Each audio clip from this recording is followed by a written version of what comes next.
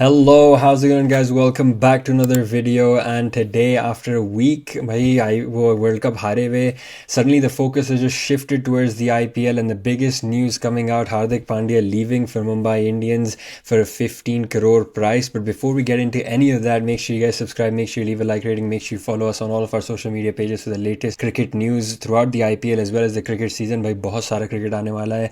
You've got the Test match happening, and then obviously after that the IPL kicking off for a few months, and then obviously that T20 World Cup जो West Indies में होने वाला है. And talking about each of the teams, I mean आज retentions के final day था, so teams have kind of announced who they've retained and the players they've released.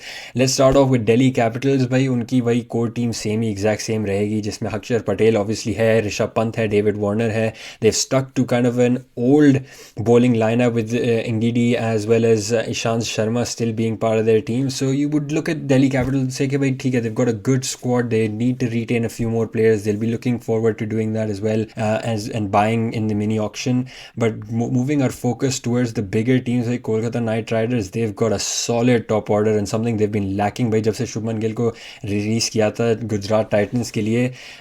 They've been always lacking in terms of their top order, but Nitish Rana, they've got Rahmanullah Gurbaz, Shreyas Iyer and Jason Roy, and then obviously supported by Rinku Singh, the way he's been playing in the T20 series against Australia. That first game mein jo under pressure chase, and then in the second game being able to score that quick 30-40 runs towards the end to take India to that 230 ka total. By this guy, watch out, he could be the next big thing in India for T20s. The way he's been playing, the way he's finishing those games, ये बहुत कम ऐसे players हैं अभी Indian squad में in general as well as in the IPL. But then the two surprising retentions जो मेरे लिए थे वो थे भाई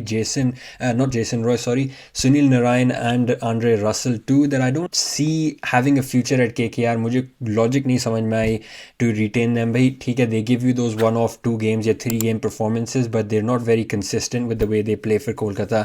And realistically वही same चीज़ है जो lower middle order जो कोलकाता का है, which highly depends on Russell and Narine, unless Narine does open, which we've seen him do in a few seasons ago, and quite a surprising thing as well in that self. But it's lacking. मुझे नहीं लगता Andre Russell is someone that they can rely on. Rinku Singh obviously है वहाँ पे एक rely करने के लिए, but Andre Russell, if you're not going to play him every game, he's not worth it. It doesn't seem like a valuable kind of retention to me.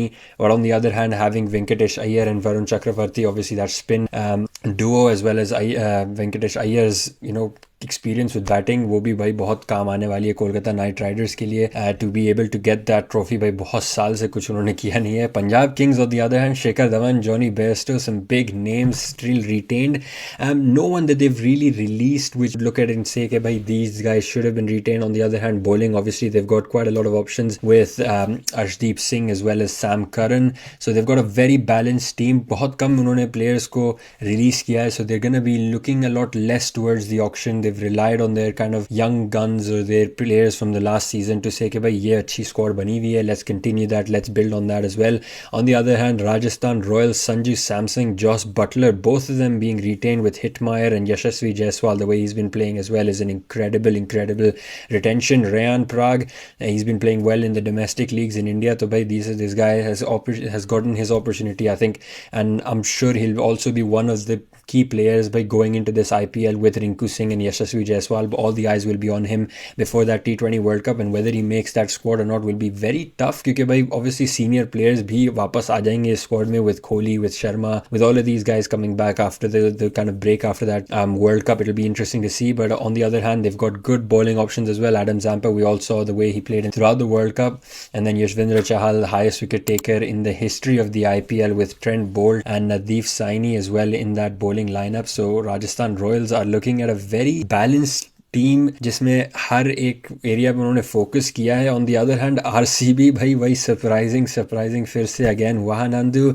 Hasaranga has been released, which is very surprising. भाई युजवेंद्र चाहल को उन्होंने release किया था to get in Hasaranga because they thought कि भाई more effective, he's going to be more fitting for their plans, but suddenly after a season they've realized, okay, let's release him. Obviously a lot of injuries on the way, whether he plays or not is a big doubt for that IPL season, but we'll have to wait and see.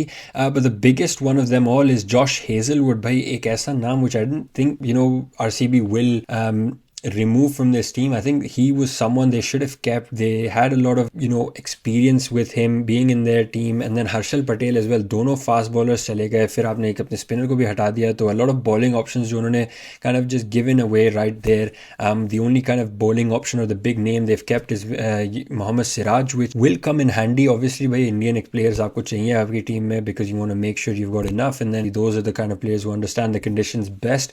But at the same time, it just doesn't make any sense to release all of your fast bowlers. Moving the conversation to the top four that they've got, or the top order that they've got in terms of batting, by Faf du Plessis and Virat Kohli, you can't have a better opening duo than this in the T20 format. And then you've got it followed by Patidar and that experience as well, and then Maxwell and Dinesh Karthik to figure it out towards the end of the innings. And we know how explosive Maxwell can be. So in terms of batting, RCB I think are pretty much sorted, and their main focus will always be about bowling when it comes to the mini auctions in January and December. And that's somewhere that the other teams can counter them by obviously putting in better bids, putting in pressure on RCB to kind of not get the players that they're looking for, which is why I think Josh Hazlewood ko release karna is a bit of a surprise.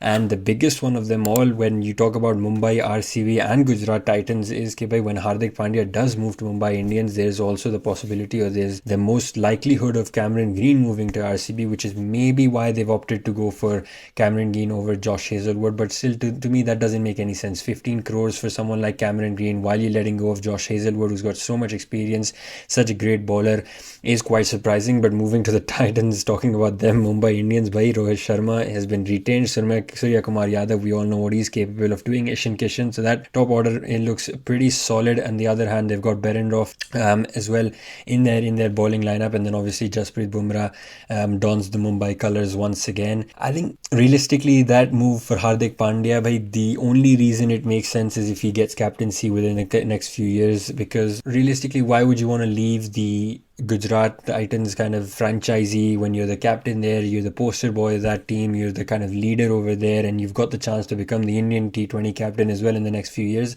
unless you've been offered the same at Mumbai, which I think he has been. It'll just be one of those transition phases where he plays under Rohit's captaincy for the next few years, and then Hardik Pandya takes over, and then hopefully when Sharma retires, Mumbai will have this seamless progress.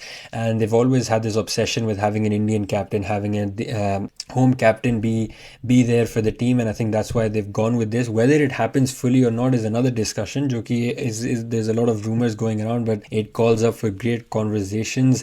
On the other hand, Gujarat Titans, obviously with Hardik Pandya being retained by them at the moment and being the player for them, even though that is the case, by the poster boy now becomes Shubman Gill, and that'll just go through with it. And I think it is also a good opportunity for him. By Hardik Pandya ke paas experience hai, but at the same time, the best way for Shubman Gill to be nurtured as the next captain would be by making him captain of an IPL franchise.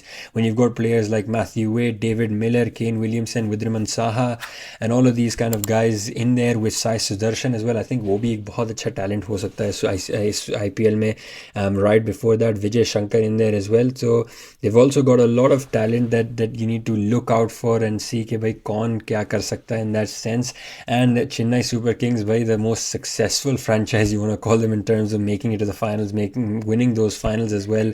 They've retained obviously Mahendra Singh Dhoni as the captain, and then they've gone with their same kind of top order with Conway, Gaikwad, Rahane as well in there, Jadeja as their all-rounder alongside Moeen Ali, and then they've also gone with Pathirana as their bowler in there as well. So a lot of good players. I'm looking at the squad right now, but the key one that they've released is Ben Stokes, Joe. I think will be up for grabs irrespective of whatever happens. If he does play the IPL, someone will pick him up. Okay, bhai, this is the perfect time. There's almost 2 months of cricket being played where you can kind of focus in, play on these pitches, which might become similar pitches to the ones in West Indies when that T20 World Cup happens. So a lot of discussion points for all of the teams in there, bhai, but one of the biggest ones, obviously Hardik Pandya going back to Mumbai Indians will be a very, very huge one as well. So very much interested in seeing how that pans out as well, because everything's in the air until the 12th of December when the final trades, when the final kind of have squads come out when all the trades are finalized before the auction, and then when the auction happens, we get to see the final scores for each of the teams, and that's when the teams start preparing for each of their single games that they play. Well, let us know what you think, whether this trade will happen or not, whether Hardik Pandya will go back to Mumbai Indians or whether he will stay, and this is all just kind of a saga being created for people to forget about the World Cup and move on and talk about the IPL a lot more than usual.